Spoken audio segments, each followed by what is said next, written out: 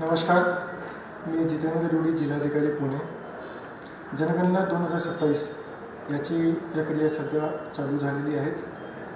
याच्यामध्ये सर्व शासकीय यंत्रणा कामामध्ये लागलेली आहेत।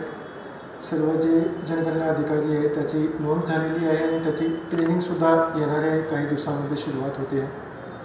जनगणना 2027 हा 2 टप्प्यामध्ये असणार आहे।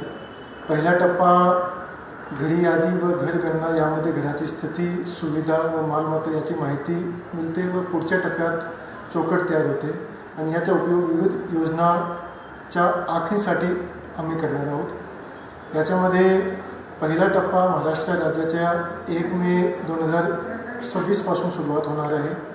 याच्यामध्ये 1 मे ते 15 मे दरम्यान नागरिकांनी स्वतः सेल्फ एन्युमरेशन करण्याची संधी असणार आहे।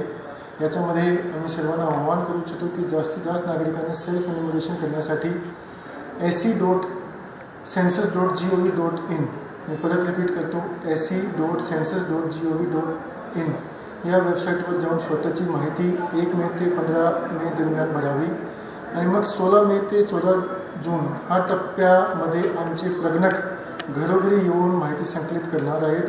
तरी सर्व नागरिकांनी सहकार्य करावे आणि हा जे जनगणनाची जी प्रक्रिया आहे याच्यामध्ये सर्व नागरिकांनी त्याचे सहकार्य नोंदवावा आणि याला यशस्वी करण्यासाठी शासनाची प्रशासनाची मदत करावी। धन्यवाद।